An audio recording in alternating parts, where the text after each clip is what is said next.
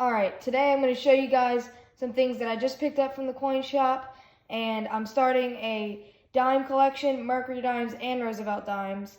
And I'm going to talk a little bit about how you can start your own collection and just some tips and things that I like about the coin collecting hobby and starting collections in general. So if you're interested, stay tuned, and I hope you enjoy.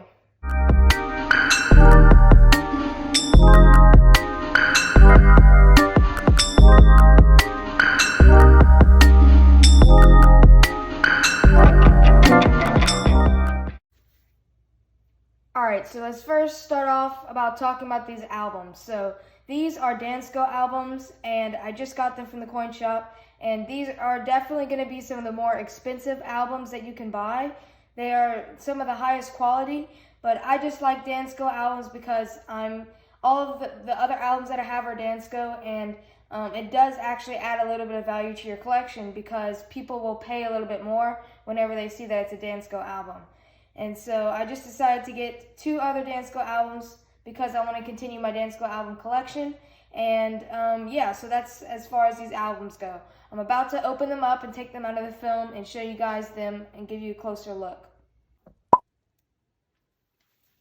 Alright, so here they are out of the film. There's the Mercury dime one right here. I just quickly opened it up. All there was inside was these two little papers with nothing on it. But once you open it up right here, it tells you a little bit about Mercury dimes.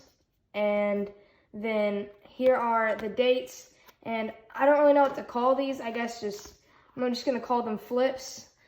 These two little flips. This one in particular, the Mercury dimes, only has 2 flips. That's just the amount that the whole series needs. Other series or other Dansco albums might have more, like my Lincolnson album from 1909 through, I think it's somewhere around 2009, has like 6 flips. I'm not exactly sure the number of flips, but it's definitely more than 2. But this is a smaller album from Dansco, but it's pretty nice. The material quality is definitely really durable. And another thing that I like about the Dansco albums is it tells you the mintages of the coins on the back. So it's a very quick and easy way to check the mintages of your coins. And like I said before, the quality of the material is really nice. And you can add more folders if you want. Right here, you can unscrew this and buy other, I'm calling them folders. I'm just going to call them folders or flips. You can add more flips in to the albums. So that's the Mercury dime one. Now let's see what the Roosevelt dime one looks like. Alright, so the Roosevelt one is a little bit thicker. As you can see, there's more folders inside. And this one does have proof-only issues, which is very cool. So here's the good view of it right there. And it does say the title on the side as well. So once you open it up, get some papering, and then tells you a little bit about the Roosevelt dimes. And here are your dates. So it starts at 1946, and this one goes all the way to 2003. So that is pretty cool. And this one as well does have the mintages, and it does include the mintages of the proofs. So that's very nice. And it's the same material, nice quality Dansco albums. I really like them because they add value to your collection. Just because Dansco albums are sometimes harder to find and cost a little bit more. So with all that being said, let's look at the dimes that I have, just right here. I do not have very many silver dimes, but I'm just starting my collection here, and I will definitely get more. So with what I have, let's fill up my album. Alright, so I'm going to put the coins in here while I'm on a time lapse. And on that time lapse, I'm going to explain to you guys a little bit about collecting and how I'm planning on collecting my Roosevelt dimes and Mercury dimes. So when it comes to album collecting, everybody's different. Some people like to just make albums of tone coins or coins that they got a good deal on, or however, or a certain condition. Everyone's different. Everyone does it their own way. But the way that I'm doing my Mercury dime collection is I'm collecting them all in the condition of about extra fine or very fine condition. And I'll show you some examples of what exact grade I'm looking for. So yeah, that's one really cool thing about album collecting is everybody's different and you can do it your own way and make your collection special. All right, so here it is complete. I had about a whole roll of Mercury dimes, maybe about 10 or 15 more, and this is the amount that I completed. So a couple 20s in there, which is pretty nice. So anyways, like I said, I'm going to try and keep it around the condition of like somewhere around very fine to like extra fine 40. If it's a little bit above or below, that's okay. But I'm just shooting for something that looks about like this. So something like that, a little bit of black toning, just to make it look, authentic and circulated a little bit, is all right. So you see a little bit of black on the edges that would focus. So something around that condition, and the reverse, maybe something like this. So if I could try and keep them all about in that condition, that's what I'm shooting for my Mercury dime collection. But for my Roosevelt dime collection, I'm going to try and keep them all brilliant uncirculated, so that would be something like this. And so now I do not have very many brilliant uncirculated Roosevelt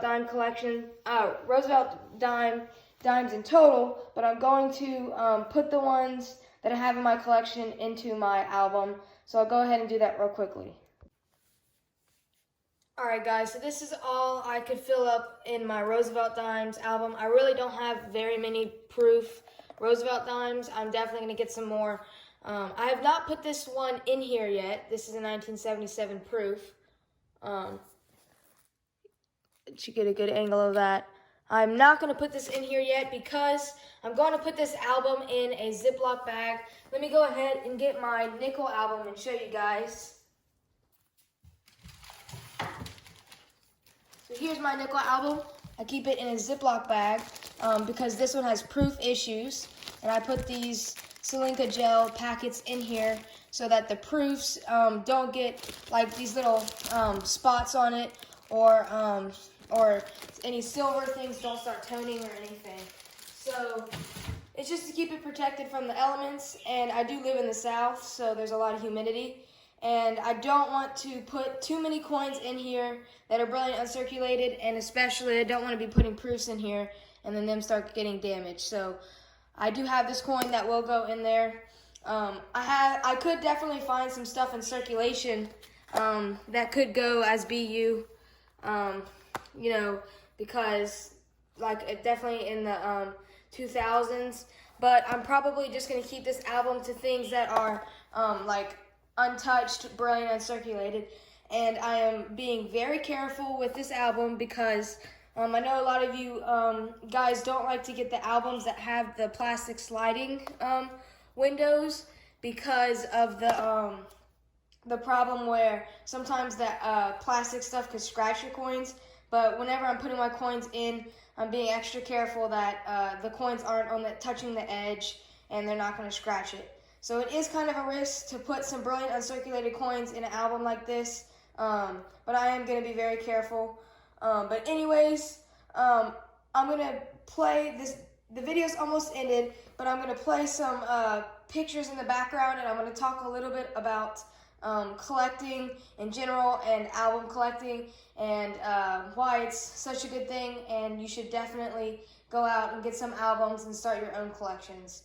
So that's it for everything that I'm going to show you guys, but I'm going to do a little bit of a voiceover in a second. So thank you guys so much who are still here.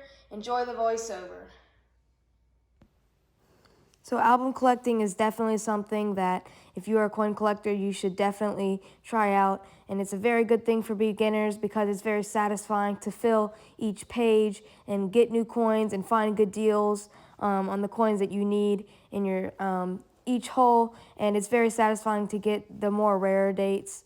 But also on top of that, there's many different ways, like I talked about before, how you can collect like different conditions or special coins that are special to you, or that you got a good deal on. There's many different types of albums that you can make, and that's what just makes album collecting really cool. Definitely something that you should try out. It's one thing to go to the coin shop and just collect slabs or just raw coins, but it definitely adds a better experience if you have an album to put the coins in and visually see your collection growing. It's just really something that everyone should do, and awesome way to collect coins in this amazing hobby.